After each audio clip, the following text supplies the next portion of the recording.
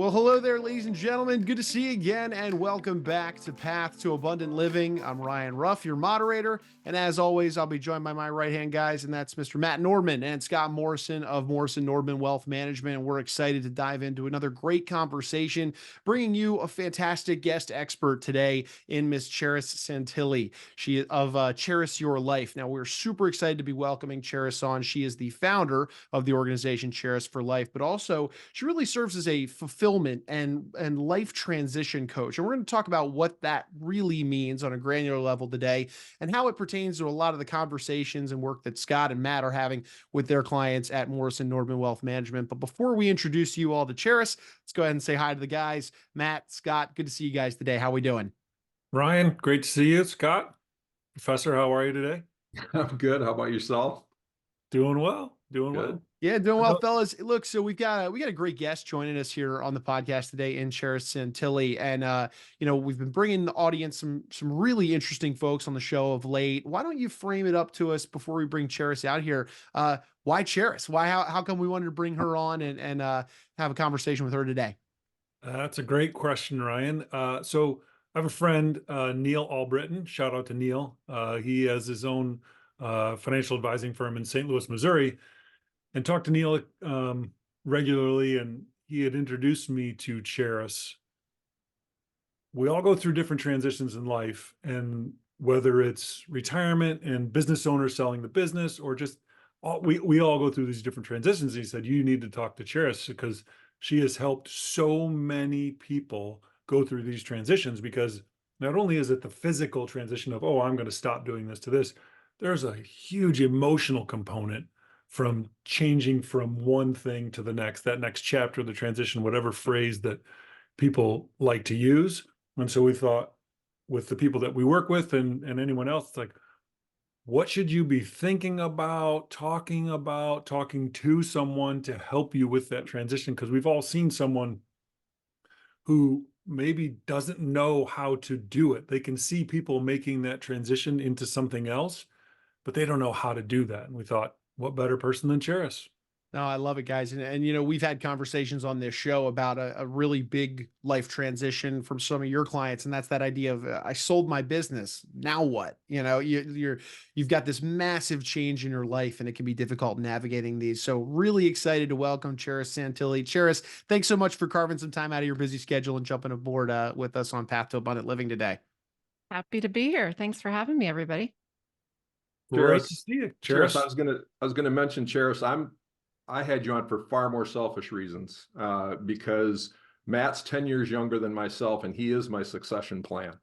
So yeah, I'm very interested in the topic matter today. Wonderful. Yeah, wonderful. Happy to chat. And I'm especially intrigued. Matt shared with me a little bit about your background. So I think this is going to be a very interesting conversation between the four of us. Okay. So, Charis, which we're going to link to the show about your story about bracing for impact. Can you share kind of your story? Yes, absolutely.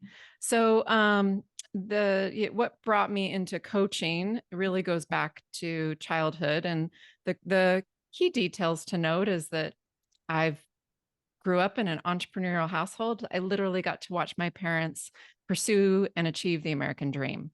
They built a business from scratch that started in a kitchen and grew that up. And that was my junior high to high school years.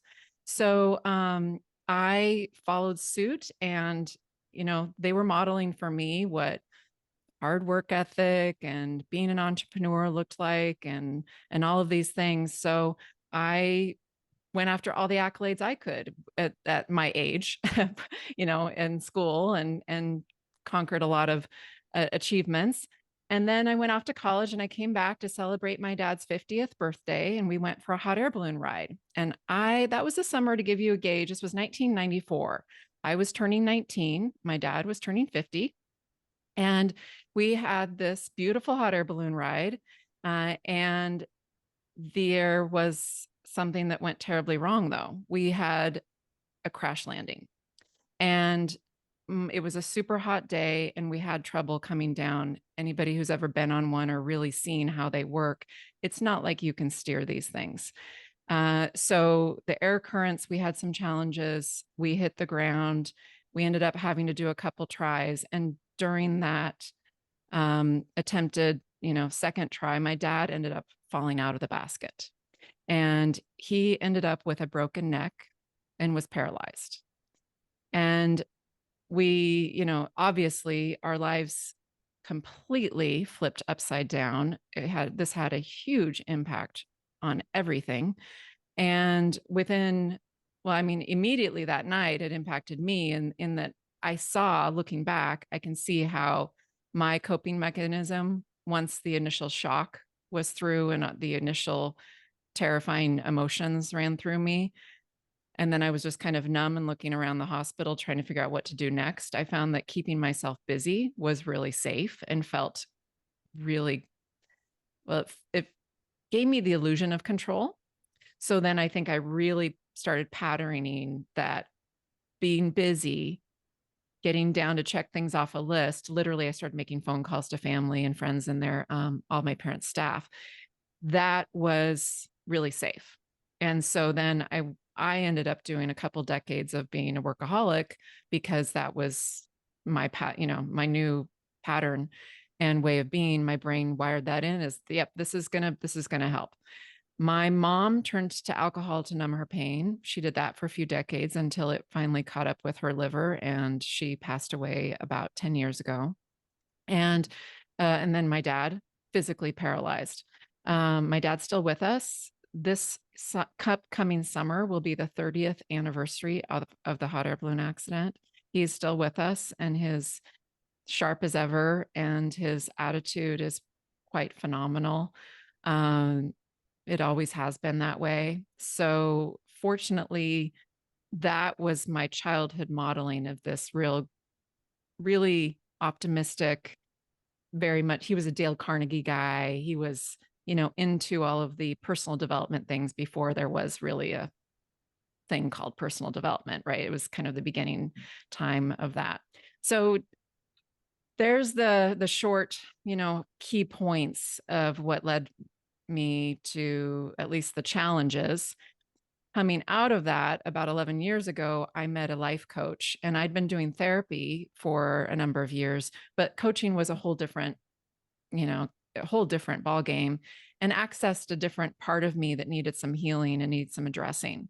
And so that introduction then led me to become a life coach myself eventually. And so here I am.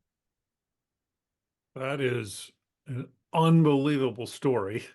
I cannot even imagine what it would be like to go through that and see that, and then to transition, literally. So you found yourself in your story doing what you had said, and I'm quote unquote the safe thing. Do you see that a lot with people who go through things like this? The people that you work with? Absolutely. It's and you mentioned bracing for impact. I have a 5-minute video where I share more about the details, and it's literally about what happened, the actual accident, the bits and pieces. But the bracing for impact, we literally were told to brace for impact. And I think in that moment too, and then looking at the aftermath, we all have ways that we brace for impact in our lives. It's like psychological impact, sometimes physical impact, or they're connected. In my case, there was a connection in one day. It was a life-threatening situation, literally thought we were all going to die, to then, oh my gosh, my dad almost died. Does he have brain damage? Like, all these things we didn't know right away. And then to then coping and then just dealing with feelings I didn't want to feel, super uncomfortable. So I think that we all have ways that we become. What I look back on is that my dad was physically paralyzed. My mom and I became emotionally paralyzed. And I think a lot of people going through different types of transitions have some period of time where they are. And it doesn't necessarily mean that they're completely emotionally paralyzed in every aspect of their life, but typically in certain aspects and certain ways, there are feelings that they are refusing to feel, shoving aside, dismissing, avoiding all sorts of things, whether it be through alcohol or work or other vices or anything else you can imagine. There's ways that we cope. And so I think that absolutely everybody has some level of that they do. And even without a big trauma like we went through, basic life trauma. Okay, real quick, Scott, can you share kind of your experience when you were working at Star? Because it sounds like I've heard you tell stories about some of the at-risk youth that you worked with that sound, the coping mechanisms that Charis was just talking about. Right. Well, I worked at a child residential care facility with at-risk kids and families. Most of the kids came to our facility. It was a residential setting, away from their families, court adjudicated youth, came with a lot of issues, oftentimes, definitely abuse in the family, which then was facilitated through their own behavior in a variety of ways, whether it was just not adjusting to school or being a problem in the neighborhood, that kind of thing. So, my background was first, before I got in the financial services industry, was actually in family therapy. So, the thing that strikes me about your story is that what I find in people who've been through things like that is that they develop, when they come out the other end in the right way, they come out with a real passion that many people would love to have as a part of their motivation to start a business. And it just makes me think of some of the success stories we had with kids and families. It makes me think of who never made the leap, who never made the adjustment, and some of the key elements that led to either the failure or the successes. And so, I commend you for being able to take such a tragedy, and be able to build a successful business on it. It kind of leads me to my next question of it. Why did you begin this work? You've obviously shared with us what happened with you, but how did you get to the point where you wanted to then transition to helping others? So there was a key moment, a turning point for me. First of all, that I think is kind of a pivotal thing to share. It was about 11 years ago. I was at a business event. I had just launched a successful software product, and it was for marketing purposes in a niche industry. And I felt like I should have been on cloud 9, but I wasn't. So what ended up happening was I was just chatting with people that, the day before were strangers, and then you start getting to know everyone. Out on the foyer, I ended up telling someone our family story, and I'd done that before. It's not like, and I was able to talk it through and not have a charge with it. And yet there was something different about this moment. And he picked up on that. And he said to me, Charis, I get that you're, dad's been paralyzed for nearly 20 years, but why are you paralyzed? And that was the first time I ever had that connection with what I shared earlier about being emotionally paralyzed. That was the moment that really cut to me. And the next day is when I happened to meet a life coach. So it was like this perfect serendipitous combo of events that then showed me, okay, this is something that can help you. So that was my introduction. It was a very raw time for me, extremely vulnerable. I literally felt like something had cracked me open. I felt very raw and very holy crap, what is going on with me? Something is up. So that began my journey, and I saw the power of coaching and how it complemented the therapy that I was doing. And then I think initially I was looking to it almost like another thing to check off the list, though, a being busy type of thing, and a work thing, and this'll help me, this'll fix it. So my intention was probably a little bit driven by that, but there was something else deeper driving it, thankfully. So I went all in with private coaching, group coaching, different programs she did in person, over calls, all kinds of stuff. And I ended up doing a lot of the prerequisites for her coaching certification program. So over time, then I realized that I'd already had some things under my belt. I was using these communication skills I was learning, coaching skills, which really are at the core communication skills, in my business and my husband's business with how I communicated with employees, I was realizing that I had better relationship with my husband and my family with how I was communicating with them because I was carrying them over too. I saw the value of it. And then I couldn't be honest with myself at first that I actually wanted to become a coach. So I had to use the excuse internally, this was for myself, really, of, well, if I do the whole certification, this will just make me a better business owner. And, Rhonda says there's many people who join who don't actually become coaches and do that full time. There's business owners, there's nurses, there's judges, there's this, that. So that was my justification for being able to go all in to get certified. I'm a certified fearless living coach and a certified fearless living trainer. And then not long after I dove into that, I realized this lights me up. And so one thing led to another. I found a way to exit my current business at the time because I needed to pursue this. And that actually was the beginning step of an intro into an intro into an intro, and it's all compounded that led me here to talk with you today in the financial services world. So, so that's a little bit more about how I actually became a coach. Yeah, Charis, I was just going to say, it's really interesting to hear the transition for yourself and getting to that kind of aha moment of finding what lights you up. But then from there, would you care to talk a little bit about, since finding that aha moment, where some of the big impacts that you've made on others and where you've felt that moment kind of continually pop up as you've been helping others? What are some of these big impacts that you've had on people as you work through Charis Your Life? Yeah. So, fun question. Gets me excited thinking about it. So I can think of one gentleman, who's still a client. After the first session with him, my first session with him, actually just a couple sentences in, and this is someone who's very well spoken. He's done a lot of coaching, as a client. He's even, he's written a book. He's done a lot of personal development. He's done therapy. He's done all kinds of things.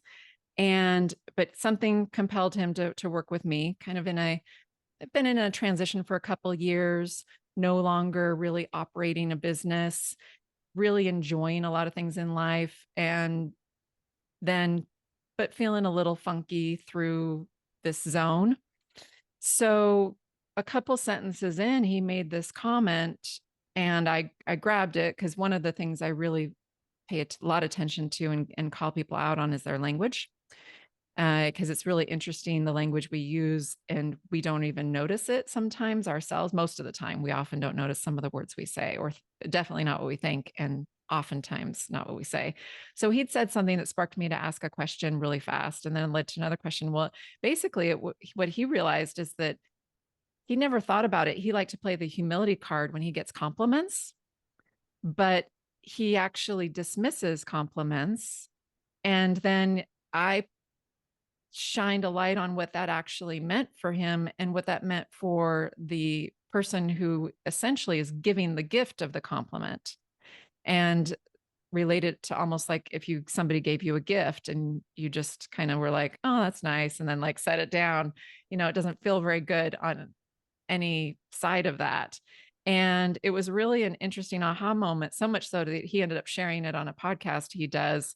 And it was fun to see. It was fun to see him share that so quickly and pay that forward, because it really lit him up. And this is somebody who's done a lot of work on himself, but he realized he was dismissing these compliments and not in full receipt of them, and what's really going on underneath the surface. So that was a fun moment to then see him pay it forward so quickly and share it with his network. And something that's seemingly so simple, but it was so impactful for him. It made it really had a trickle effect. So that's one example. Recently, just in this last few weeks, there's been multiple clients. I've helped them with their relationships with their spouses in being able to speak up for their needs and make requests in such a way that it doesn't get people on the defensive.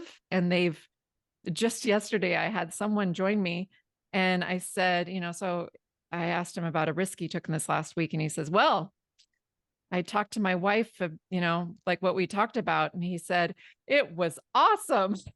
He said, it worked so well. And he kind of was laughing. He's shaking his head. And I was like, tell me more. It was so fun to hear. And there's been multiple of those lately too. And it's so exciting to think that I'm helping these people in one of their most important relationships in their lives. And how exciting that is to think that they're having better communication. I mean, their whole worlds are changing because of that. It's pretty remarkable. That is remarkable. So what if, so the first example you gave is someone who, I'll use the word, struggles to accept compliments. So how do you, and I may be really close to someone, i.e. I might be that person who struggles with that. So, you kind of defer. How do you help people accept those? And as you said, it's a gift that someone has given you. Well, that reframe was enough for him to start shifting, and whether or not that's enough for you, but we can see, but the basic premise is, can you practice saying just saying thank you? And like, at first it may feel uncomfortable to not go on with whatever you would normally say. Thank you, but it's no big deal. Thank you, but really I have this amazing team. Thank you, whatever the thing is that or the thank you. And I need to tell you, and then you compliment them back. Mhm. So all of these are common things that a lot of people do. And I used to do a lot myself too. So what I would invite you to do is to practice saying thank you, just the 2 words, if you can, and just bite your And shut tongue, up. like literally Shut just, up. yes, literally just think to yourself, it's a gift, just picture a gift. They just given you a gift. Can you just, it's going to be really uncomfortable. It could be really uncomfortable at first, but the more you practice, we talk a lot about frequency, length, and intensity lessening over time with these things. Like the more you practice anything and put your attention on it, the less it's going to happen. Like the shorter the period, like you might catch yourself as you start saying thank you, and you might like literally just like cut yourself off mid-sentence the first time. Another time you might catch it right after you say thank you. The next time you might even think of it before the words come out of your mouth, so that it's going to happen less. And the intensity of how you feel and how uncomfortable you feel, that will lessen over time too, if your practice. And the key to practice is, first of all, though, are you willing? Awareness is number 1, and then willingness is number 2. All right. Charis, Appreciate that. one of the things that that obviously is real close to myself is the idea of transitioning from one part of my life to the next in terms of a retirement or a transition from selling a business, that liquidity event that I wonder, what am I going to be doing? I've wrapped up so much of my identity in the business that I've built or in the person who I am. And now I'm going to go through this. So what can you tell us what kind of experiences have you had in helping to break through some of those resistances with people who are making those kind of transitions in life? I have somebody I spoke with yesterday is right there, literally months away. He's been scaling back over time, and I think that is an ideal scenario. So You hear that, Matt? The scaling back part? You're scaling back. Is that what you're telling me? You're releasing, you're announcing to the world that you're scaling back. No. So if you can give it, let me put it this way, the more time you can give it, first of all, the better to ease into it. Because if you it's kind of like, so you don't have that feeling inside of you emotionally, as if you just dropped off a cliff, like just that big change of life was this way and now life is this way, because that can be very jarring to your entire nervous system. And so the more time you can give it, the better. The more gradual you can have that transition be, the better for, again, for your nervous system, for your whole psyche to like be getting into a new groove, and for you to also find replacements that, like, if you're really driven and lit up by your work, but you, for some, decided it is time to lessen the hours and or literally move to ending that chapter, there needs to be something else that's going to light you up. And also, if you've really connected your identity with your business, so much so that your purpose is connected with it and so much is way connected with it, then you're going to hit some definite walls of fear when you try to change your life. And because you're going to be coming up against expanding outside your comfort zone, and your comfort zone is not necessarily everything that's comfortable, but it's just everything that the way your life is right now, which includes a whole part of your brain that is literally trying to keep you safe. And I have a feeling, given your background, you already know a lot of these details, but for our audience who may not know some of this, it's just whatever we're doing right now that's pattern behavior. If you even try to, like, I'm holding up my water right now. If I just say, well, I want to drink more water, and if I'm struggling with that, or somebody out there is struggling with that, and you're like, well, God, that's a simple thing to do. Why can't I just do more? Like, why can't I just do it? Because it's simple. I'm literally capable of it. I can pick it up. I can get it. I have access to it. But if I'm not doing it enough, it can be an easy way to beat myself up. Well, these are like these little stretches, a little bit outside of our comfort zone and outside of our habits, where we can hit little walls of resistance. And technically, there's fear driving us underneath all of that, believe it or not. It may sound dramatic, but it's true. And if we're struggling to do like one, I'm sure everybody can think of like something seemingly simple that you want to be doing in your life or not doing that you're struggling with. And then imagine a bigger thing like this career change or ending, or however you want that to look. It can be a big deal. It could almost feel to your system as if you're going to die. When you think about some of that, it just depends. Everybody's comfort level with all of this stuff and the fears they have beneath everything can really affect them. So there's a lot for rewiring and having it be a gradual, because there's definitely, what I've seen so far out in the world is that the typical exit plan is missing the emotional plan. It's really doesn't typically cater to the emotional aspects of these significant life changes, especially when someone has built a business or gotten so attached to it. It's almost like for my mom, when they lost I don't know if I told all the details, but like they lost the business, they lost everything, they went bankrupt. For her, losing the business was like having a child ripped from her. I mean, it was devastating. And I see and hear about that too from, out in this world, your world. It's really, it's so sad to hear when people are even making a conscious decision to leave their business, and then they've got time and money, like let's say the best scenario, and yet then they feel completely just miserable.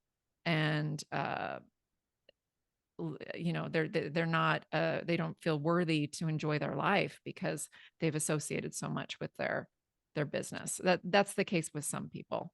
So maybe as you approach retirement, as opposed to waiting until your retirement, start looking for those transition points, looking for those things that you can start to incorporate into your life, as part of the transition to retirement.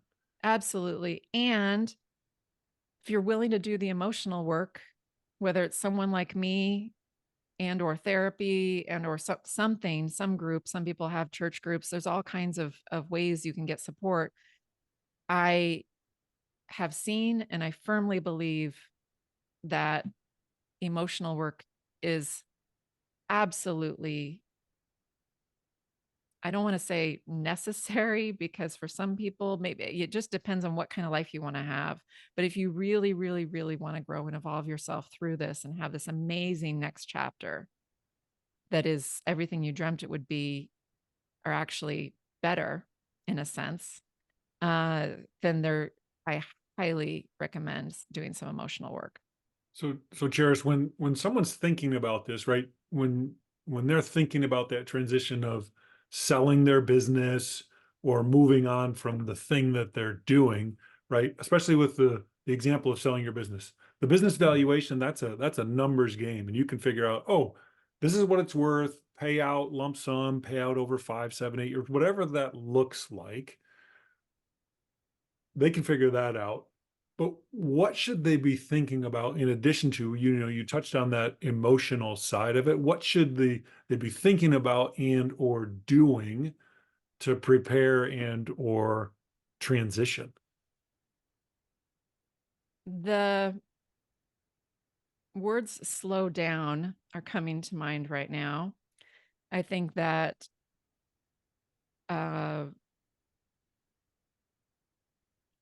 slowing down to really evaluate, it's almost like their inner portfolio.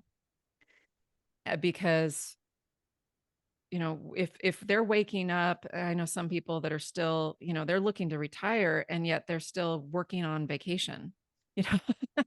And it's like, okay, you're going to have a big leap. You're going to feel completely disconnected from yourself and your whole experience if you don't make some other transitions here. But slowing down to do an internal inventory of how attached you are to work, how attached you are to your business, literally where are you spending your time, what else do you enjoy. Like some people say, well, I'll just, yeah, I'm looking forward to being able to golfing more and traveling more and da da da da, da, or I want to. So let's think of the idea of golfing more, for example. Well, has that person ever golfed multiple times in 1 week? Do they enjoy that? Is that fun for them? Maybe they should try that. Doing it once every whatever might be normal for them, but what do they anticipate they'd be doing in retirement? You want to try that out for a short term? What else is it that you envision that you think you would be doing so much? You could experiment and try some of these things out and see, like, does it feel boring after a few weeks? Or are you really enjoying that? Is that going to fulfill you? There's some practical things like that can be done as well. But all of that is going to reveal where there may be some emotional issues and gaps in connection with all of this too. And if they're uncomfortable not being able to be doing work, what does that mean for them? Have you ever incorporated other family members or business associates or whatever that case might be as part of that transition in terms of helping the business owner, so to speak?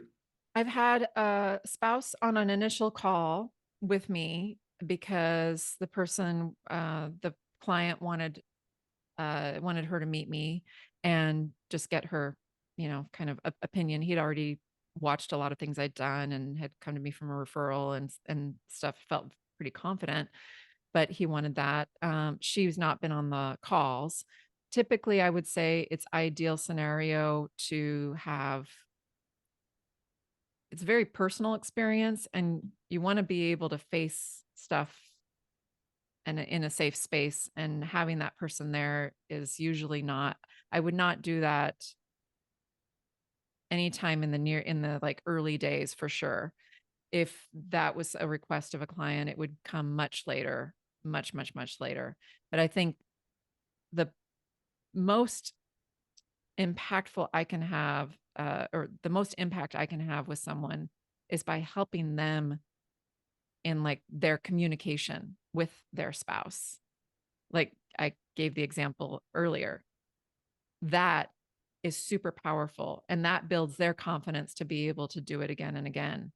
And that literally happened after just a couple sessions with one of these people recently. So pretty exciting, the impact it can have in their personal life, which then expands to everything.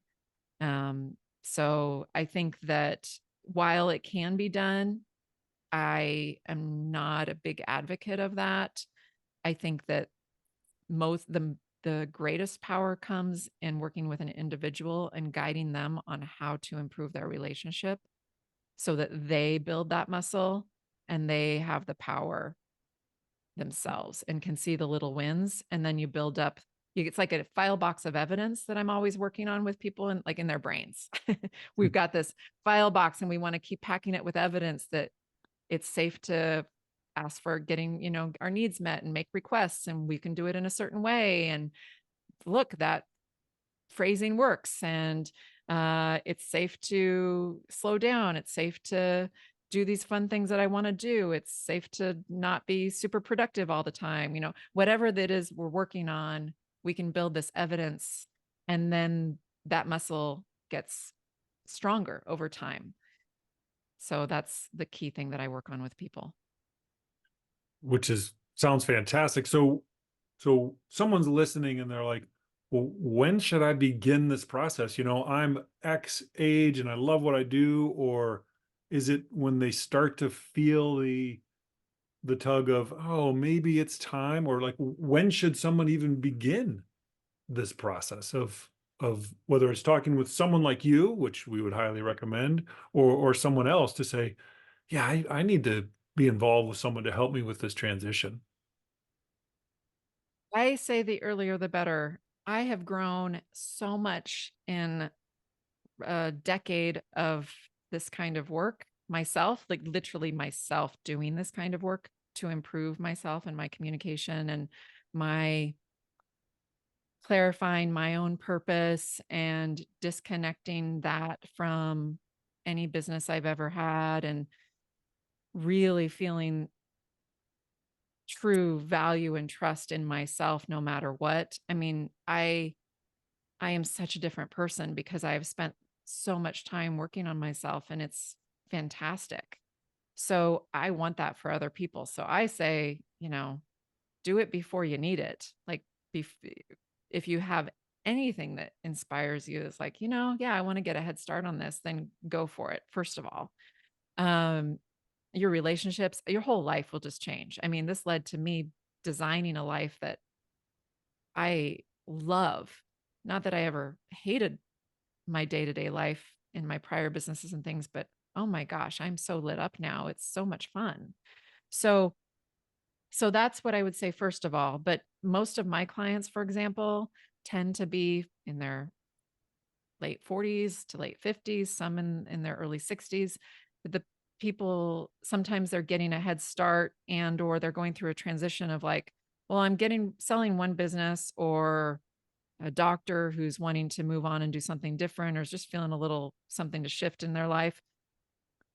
They're not into the retirement zone, but they want to do something different, and they want to maintain a certain life balance that they finally accomplished. Because most of my clients have in common with me that at some point they were workaholics too.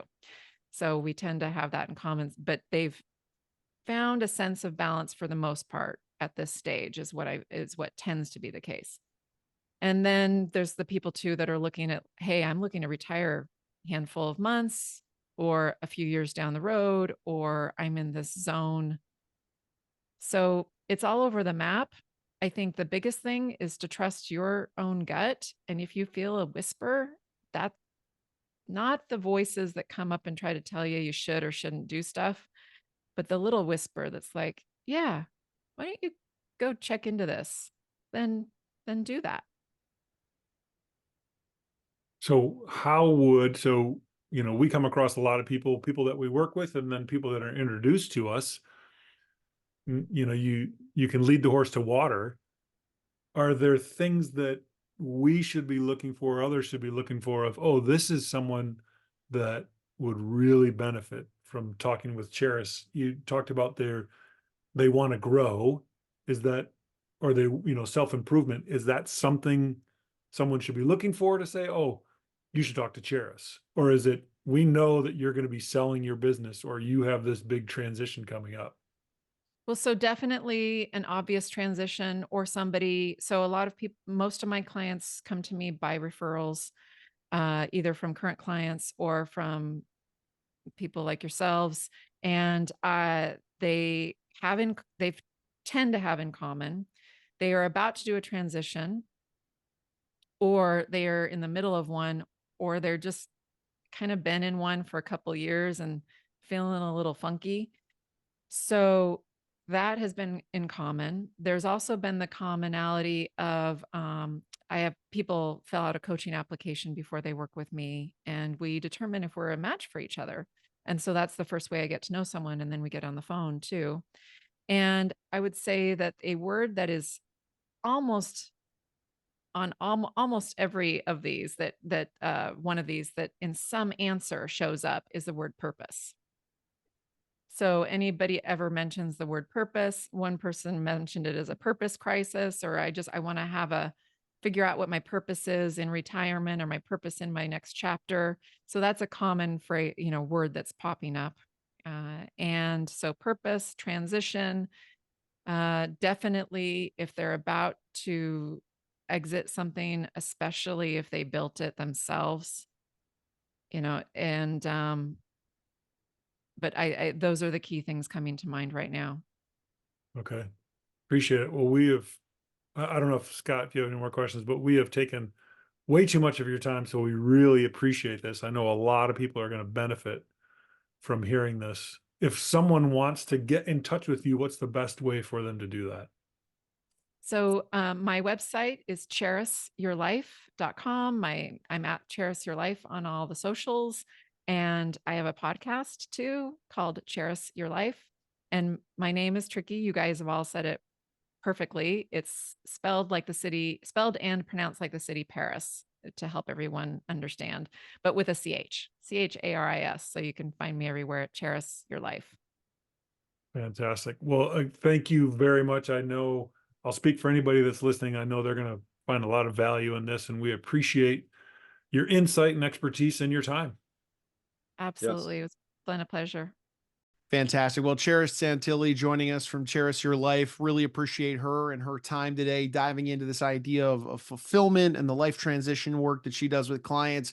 Guys, man, Charis unloaded a lot. I mean, her story obviously emotional, impactful, led her down this journey to then helping others. What was some of the big takeaways for you, Matt? I'll tee it up for you first, and I'd love to hear from Scott as well. Ryan, there was so much to unpack and so much information. When we talk with people, we talk about, that transition a lot of times about how scary it can be.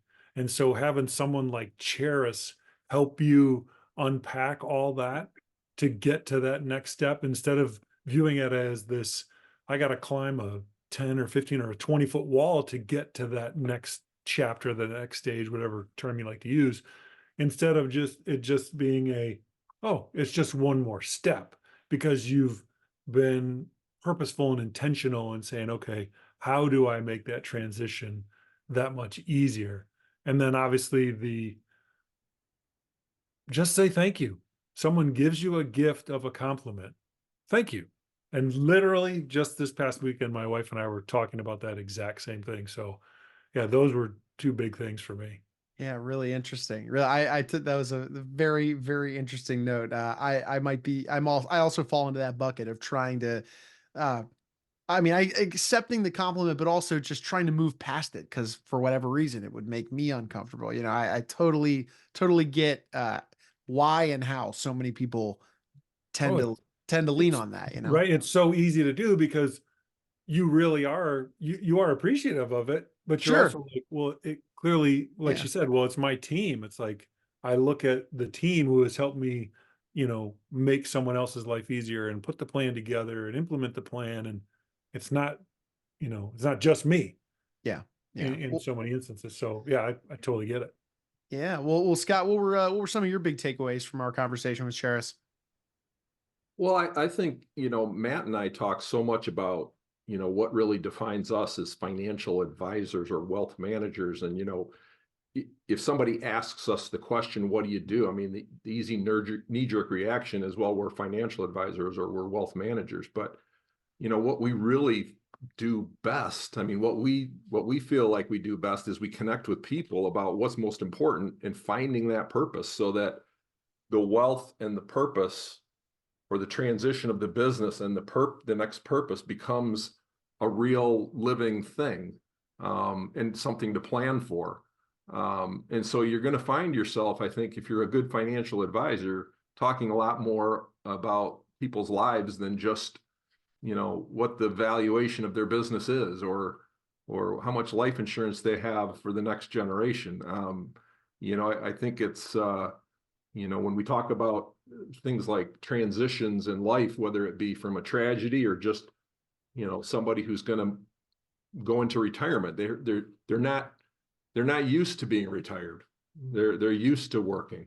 And so, spending some time, when I think about our discovery process again, and our wealth management process, I think about, okay, redirecting clients back into discussions about, what's the real purpose here of your life, and what are we going to do to build a wealth plan around that purpose. And I think that's, if we're having those kind of discussions all the time, then we're not going to save it for the very end. We're going to make it just part of the everyday, just the progress of working with people and their finances. That's like, yeah, I love that. Which I want to ask you, Ryan, but like, just to expound on what Scott's saying, it's like just helping, what we're known for is helping people get purposeful and intentional. And then we're committed to helping them, with that wealth to actually, take care of their family and achieve all those things, like Scott was saying, that are most important to them, right? Because it is all about them. It's all about you and what it is that you want to achieve. Sure. What'd you take away, Ryan? Yeah, I mean, to your point, I mean, that idea of being purposeful, intentional, you can't get that life of fulfillment that Charis helps people work through without being purposeful, without being intentional, because otherwise you're always going to lean on your knee-jerk reaction, which it might be burying yourself in work. It could be burying yourself in other things that are, worse for your health. There's our knee-jerk reactions not always are going to be the best for us when it comes to these big transitions in our lives. We try to, I think most of us out there tend to want to lean towards the path of least resistance, but the thing that really stuck out for me, really interesting for me was this idea of, you have this vision for what the back end of the transition may look like. Matt, you framed it up. It's this big wall in front of you, but that vision of what is behind the wall and what is reality once you arrive behind the wall is usually a little different. And it's probably important that you should test the waters a little bit. So the idea that Charis provided with us of for somebody who has this envisionment of retirement and golfing and traveling, well, how often do you golf now? Is this something really that you're going to want to be doing the majority of your time? Let's say as much time as you just spent 50 hours maybe a week on managing and running your business. I mean, testing the waters was like a big theme that I think I took away from that, and being real with yourself and having a purposeful and intentional idea of what lives on the other side of that wall, what lives on the other side of the transition that you're hoping to eventually achieve. So really interesting stuff. I mean, it makes you look inward, and no wonder why Charis has had success having these types of conversations with folks, because it's tough to have this conversation yourself with just yourself, to, have somebody like Charis to bounce these ideas off of and work through some, different barriers in your life. It's super important. Extremely important. And what I heard Scott say is, well, he's not ready to go, but he might start testing the waters, and taking a little more time.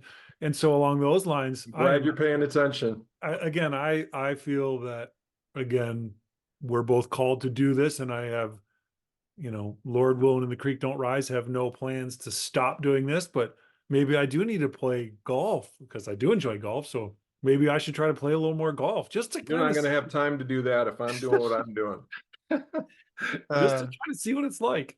I'm seeing I'm seeing some more tee times in Matt's future, Scott. So watch out there. Yeah.